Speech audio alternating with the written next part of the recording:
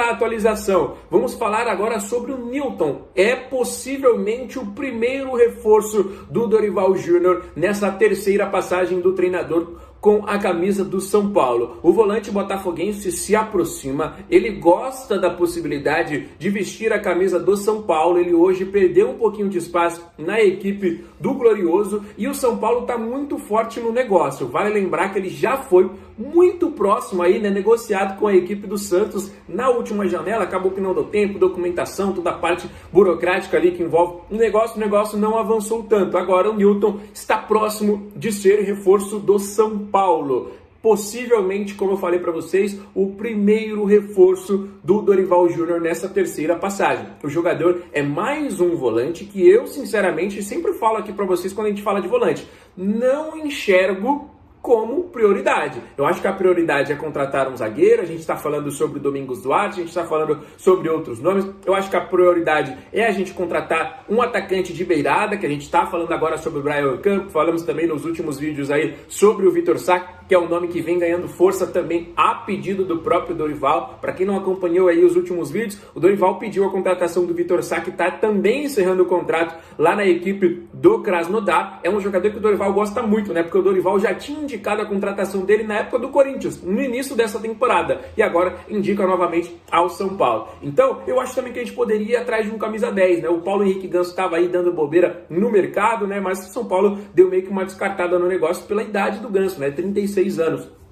Mas eu acho que a gente precisa de um jogador dessa posição. Deveria ser o Cauli, né? Que chegou do Bahia, mas até agora ainda não conseguiu mostrar o seu futebol, não mostrou ainda, na minha opinião, ao que veio, né? O Cauli é um jogador de uma técnica simplesmente absurda e é justamente o jogador dessa posição. Mas ele não está conseguindo aí empenhar o seu melhor futebol. A gente não sabe se é por falta de minutos, a gente não sabe se é por conta do futebol dele mesmo, né? A gente sabe também que o Lucas, ele não é um meio armador, a gente sabe que o Luciano, por mais que joga ali, não é de fato esse cara. A gente precisaria de um Matheus Pereira, de um Alan Patrick da vida, né? Que são jogadores dessa função, são jogadores que desempenham um futebol assim de altíssimo nível, né? O próprio Rodrigo Garro do Corinthians, São Paulo precisa de um jogador assim, né? E a gente não tem. Eu acho que a gente poderia analisar com mais cuidado aí o mercado em busca de um jogador desse porte, né? Obviamente, para contratar um cara desse, a gente vai ter que gastar um pouquinho mais. Mas eu acho que se a gente procurar o mercado ainda mais agora com calma, né? Parou para a Copa do Mundo, os jogadores aí já estão viajando, já estão curtindo uns dias, mas a diretoria, com muita calma, com muita cautela, pode sim avaliar o mercado aí em busca dessas peças. Tem uns nomes que às vezes a gente fala aqui que muitos não gostam. O próprio Vitor Sá, que a gente falou aqui, eu vi uma negativa forte, mas tem outros nomes que têm uma aceitação boa, como é o caso do Domingos Duarte, que pode, né? Tem tudo para dar certo aí essa negociação.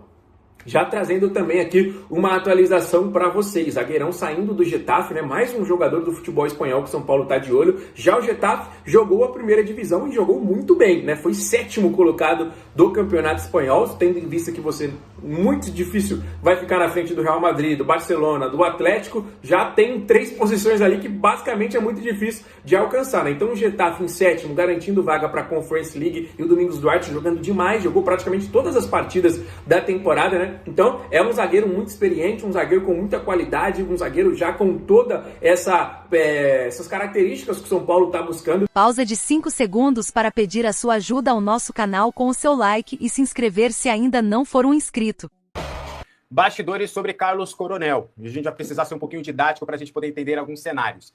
O Carlos Coronel ele ficou de fora da convocação do Paraguai para a Copa do Mundo e isso foi um pouco frustrante para o atleta, porque ele esperava, de fato, estar nessa competição. Ele jogou 10 jogos na data FIFA ali durante toda essa preparação. Então ele era alguém que esperava ter essa oportunidade, mesmo recentemente não tendo sido convocado. E até houve uma conversa dele com o Roger Machado, e aí o Roger viu essa possibilidade de dar mais minutos para ele na Copa Sul-Americana, justamente para que ele chegasse em melhores condições para disputar uma vaga na Copa do Mundo.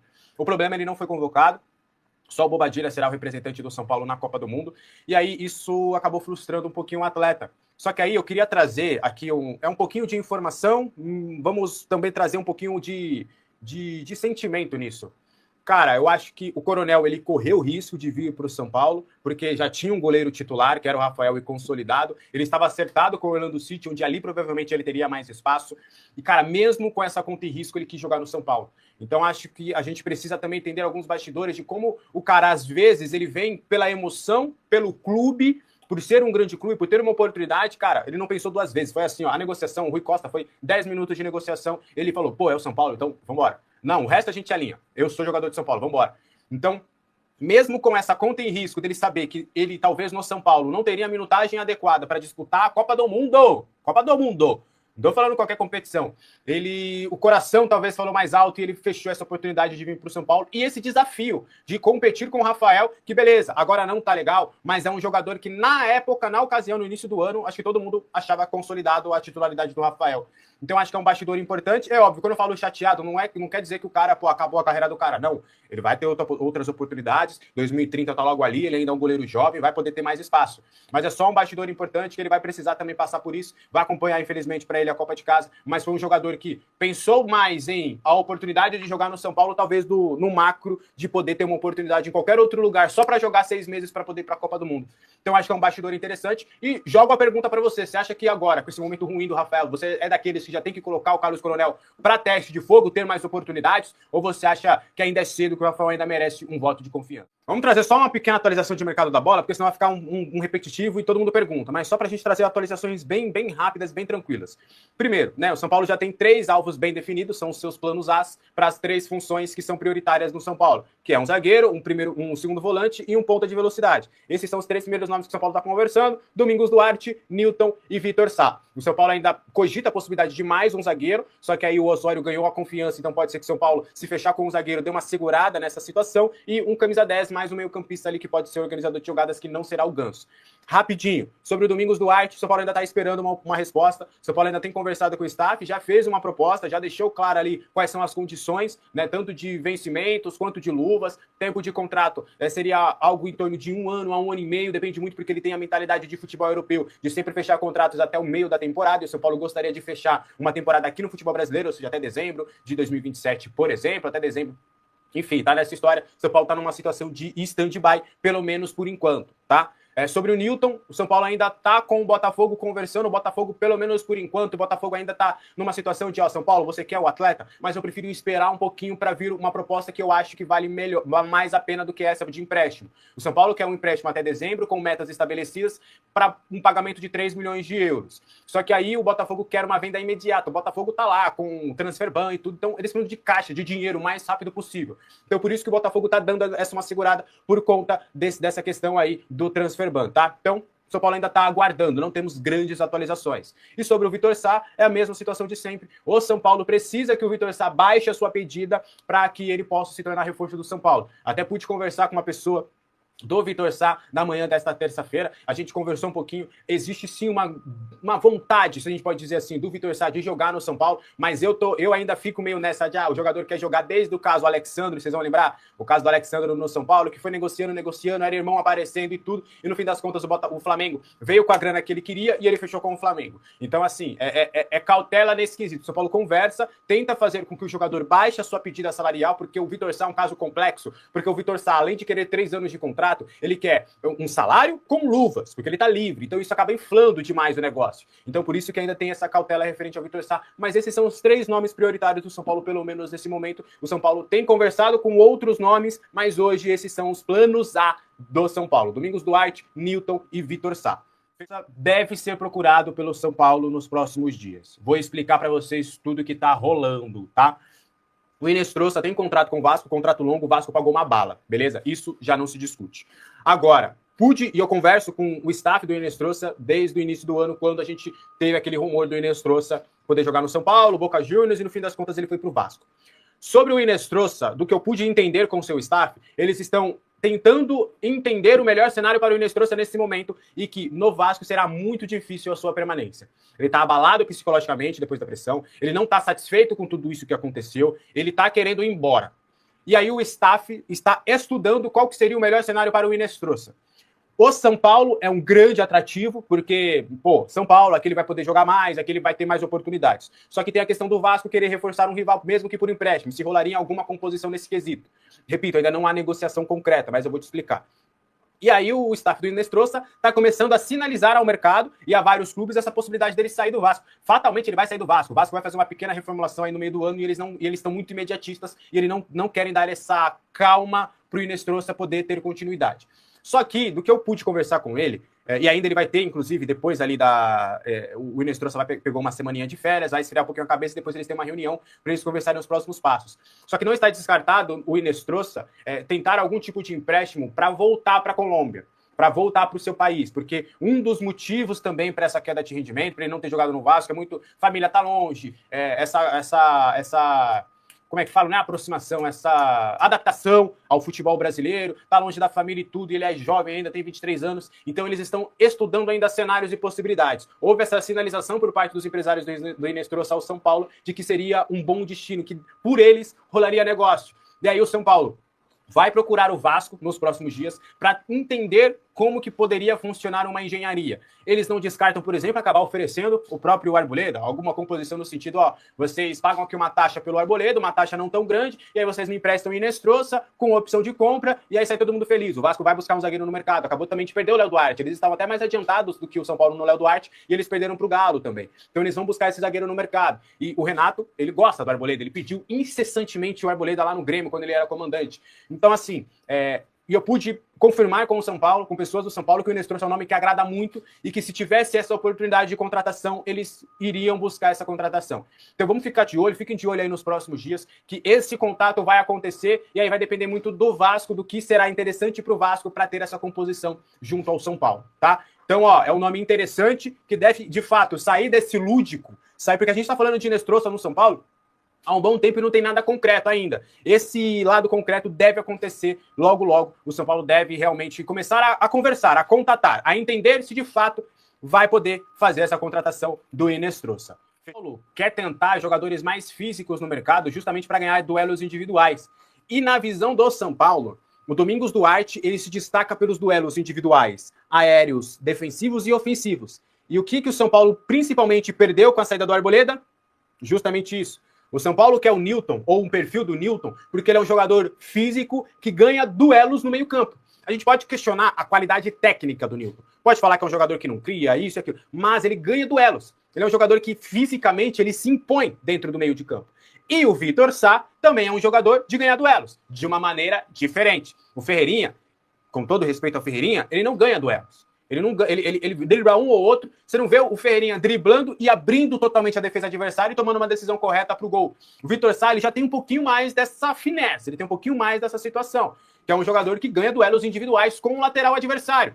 O Vitor Sá, de fato, ele ganha esses duelos, principalmente em velocidade. O Arthur é um jogador que ganha duelos. Você vê ali, o Arthur recebe a bola, vai no 1 contra 1, abre espaço. O que o Arthur tem entrado na área nos últimos jogos com o Dorival é brincadeira. Porque ele pega, vem a inversão de jogo, a bola vem pra ele ganha o primeiro duelo, quando você vê ele tá na área. Aí às vezes ele finaliza, às vezes ele cruza, como foi aquele gol contra do Boston River. Então ele tem ganhado muitos duelos. Então, justamente, na ideia do Dorival, o time ele tem técnica. Só que ele precisa ter jogadores que ganhem duelos. Isso é muito importante dentro do futebol. Então é mais ou menos nesse cenário também que você vai estar visando aí jogadores mais físicos também. Campos, no São Paulo, o Radar da Bola trouxe o nome. O Radar da Bola tem feito aí um trabalho no X, sempre trazendo muitas informações, não só de São Paulo, mas de diversos outros clubes. E aí, do que eu pude conversar e entender dentro do São Paulo, é de que ele já foi um nome que já era analisado pelo scout do São Paulo há um bom tempo. O São Paulo chegou a ter negociações com o atleta, acho que há uns 2, 3 anos, mas não fechou na ocasião por conta da parte temperamental do atleta, né, que era um jogador ainda que arrumava um pouquinho de problema e tudo. Ele tá lá no Cádiz, né, acho que ele tá livre no mercado agora. O contrato dele no Cádiz terminou. E aí, do que eu conversei com o São Paulo, não é um nome que, neste momento, o São Paulo entende como viável. O São Paulo está realmente olhando mais para o cenário do Vitor Sá do que do Brian Ocampo. Então, esse jogador ainda, pelo menos por hora, não está entre os principais nomes dentro do São Paulo. Mas, e uma atualização, era um nome avaliado pelo scout até o meio do ano passado. Aí depois saiu um pouquinho da lista de monitoramento do scout do São Paulo. Futuro do Arboleda. Os agentes do jogador entendem que o mercado brasileiro está sendo mais forte. Teve contatos de outras equipes do futebol brasileiro nos últimos dias. Só que o staff agora está concentrado em fechar alguma situação no mercado externo. Por quê? O Vasco, que pode ser uma possibilidade, até agora não se movimentou com muita força, e agora, no mercado brasileiro, Vasco e Atlético Paranaense são as equipes que mais estão dispostas a fazer algum tipo de negócio. O problema é que até agora essas duas equipes foram direto no staff, ainda não conversaram com o São Paulo. O São Paulo quer algum tipo de compensação para liberar esse jogador. Então é mais ou menos nesse cenário que está essa situação do Arboleda. O staff agora está concentrado em buscar alternativas no mercado externo. A ideia é buscar um time de fora para que o Arboleda possa ganhar um pouco mais e seja um mercado onde o jogador possa, de fato, ganhar até mais dinheiro e ser também um atrativo para ele que está há muito tempo no futebol brasileiro. Fato é que até agora não chegou nada oficial na mesa do São Paulo. E até o staff acredita que o fato dele estar treinando em separado está dificultando nas negociações. Que quando ele vai conversar com os clubes querem que o Arboleda consiga uma liberação imediata. E não com um tipo de compensação para o São Paulo. Os clubes estão olhando e falando, pô, eu quero o Arboleda, é um bom zagueiro, interessante, mesmo com 35 anos eu tô afim. Só que aí quando chega para falar, pô, como que a gente consegue? Tem que pagar uma compensação para o São Paulo ou troca de jogadores. Aí os times falam, então deixa para lá, não vou fazer isso não. Então é mais ou menos nessas as dificuldades e por isso que inclusive o Arboleda entrou ali com o negócio de segregação e tudo para poder voltar a estar entre os jogadores do São Paulo que estão treinando, tá? Interessados na contratação do Luan. A gente conversou com algumas pessoas e é importante primeiro trazer que o Luan, ele quer ficar, não quer ouvir interessados em um primeiro momento, ele gosta do São Paulo, toda aquela história que a gente já sabe, já está há anos aí, ele foi pro Vitória, foi feliz e voltou e queria uma oportunidade, ele entende que o primeiro momento seria interessante, convenceu o Dorival de que ele pode ser um jogador útil, de que ele pode ser um jogador interessante, até para renovar esse contrato. Mas, enquanto isso, o mercado se movimenta e começa a perguntar sobre o Luan. Uma das equipes que perguntaram pelo Luan foi o Fortaleza. São Paulo e Fortaleza têm uma boa relação nas últimas janelas, que chegaram a conversar sobre alguns nomes. São Paulo perguntou sobre Pochettino, o Fortaleza levou o Mailton, eles conversaram sobre outras possibilidades, então houve uma aproximação entre as diretorias e o Fortaleza perguntou para entender melhor o cenário do Luan. Outros times que perguntaram sobre a situação do atleta, um deles foi o Atlético Paranaense, fez uma consulta para entender ali de fato o que pode acontecer do futuro do Luan, e a outra equipe foi a Chapecoense. Só que a Chapecoense ainda viu que o atleta tem vencimentos altos e parece que só rolaria se houvesse ali uma composição financeira, ou seja, a Chape paga 70%, 80% do salário do Luan, e o São Paulo iria custear o restante. Então, o Luan tem mercado, tem equipes que estão de olho na situação do Luan. Até perguntei sobre o Vitória, que é um clube onde ele foi bem lá tudo, mas me falaram que nesse momento não chegou nada do Vitória. Seriam essas três equipes que estão de olho na situação. Tem uma equipe também que na outra janela de transferências, não nessa, mas que não descartaria também para agora, o Remo. O Remo também tinha procurado o Luan na outra janela de transferências e não me descartaram a possibilidade de ele ser procurado novamente pelo Remo, tá? O Remo é um clube que tem investido, que tem feito algumas contratações, eles vão olhar para o mercado agora no meio do ano com um pouquinho mais de força, porque eles estão brigando contra o rebaixamento, a ideia é reforçar um pouquinho melhor esse plantel, então o Remo também pode ser uma alternativa, mas nos últimos dias foram essas três equipes que eu citei que procuraram saber sondagem, para entender um pouquinho como é que tá. E o nome da vez, segundo o nosso Gabriel Sá, é Domingos Duarte. Olha lá, português, tal qual o nosso Kaique Silva está vestido agora. Português, de 31 anos, está na equipe do Getafe, jogou a última temporada na equipe do Getafe, já está no Getafe há um bom tempo, né? 4 temporadas, estou dando uma olhada aqui. E é disputado pelo São Paulo e pelo Botafogo. As duas equipes, segundo o nosso Gabriel Sá, ofereceram um contrato até dezembro de 2027. O contrato oferecido pelo Botafogo é talvez até um pouquinho mais vantajoso, porque tem metas de desempenho que podem aumentar a remuneração do jogador caso ele feche com a equipe carioca. Só que tem um detalhe. O Botafogo está sofrendo com o transfer ban. E olha o detalhe maior ainda. O transfer ban atual do Botafogo é por conta da dívida com o Zenit da Rússia. Por quem? Pelo nosso Arthur. Arthur, que hoje está no São Paulo. Então, o Arthur, que hoje está defendendo as cores do São Paulo Futebol Clube, a contratação dele pelo Botafogo gerou uma dívida que o Botafogo não conseguiu pagar e, por isso, está punido com o transfer ban, o que pode ajudar o São Paulo nessa disputa pelo zagueiro Domingos Duarte. Aí você vai me perguntar, Kaique, você sabe alguma coisa sobre o Domingos Duarte? Não faço a menor ideia. Sabe como ele joga? Não sei. Sabe quais as características que tem o português Domingos Duarte, jogador do Getafe? Não sei. Mas é um zagueiro e é um nome fora do óbvio, meu caro Kaique Silva. A busca do São Paulo por um defensor e Domingos Duarte é o nome da vez. Nomes fora do óbvio vão surgir cada vez mais, porque o São Paulo vai ter que procurar oportunidades de mercado, jogadores livres, no molde que a gente já está acostumado, né? Troca de jogadores jogadores livres, jogador que você contrata por empréstimo com obrigação de compra para poder pagar a partir do próximo ano, para não entrar no balanço financeiro dessa temporada que já está comprometido com o Marcos Antônio, com outros jogadores, enfim. Valores, né, que vão entrar nesse balanço financeiro atual de 2026. Agora, com todo o respeito à instituição Botafogo e entendendo que a situação do São Paulo não é das melhores, mas hoje você disputar um jogador no mercado com o Botafogo, na situação atual do Botafogo, é a mesma coisa de você disputar uma final de campeonato com o Ibis, né? É praticamente a mesma situação. É impressionante como... E aí a gente vai falar novamente de gestões temerárias, do que uma péssima gestão pode fazer com um clube, porque esfacelaram. Acabaram com o Botafogo de novo. O Botafogo estava perto da falência, foi comprado, se reergueu, campeão brasileiro, campeão de Libertadores, tudo certo. Agora olha a herança maldita que deixaram, né? É impressionante como uma péssima gestão pode acabar com o clube.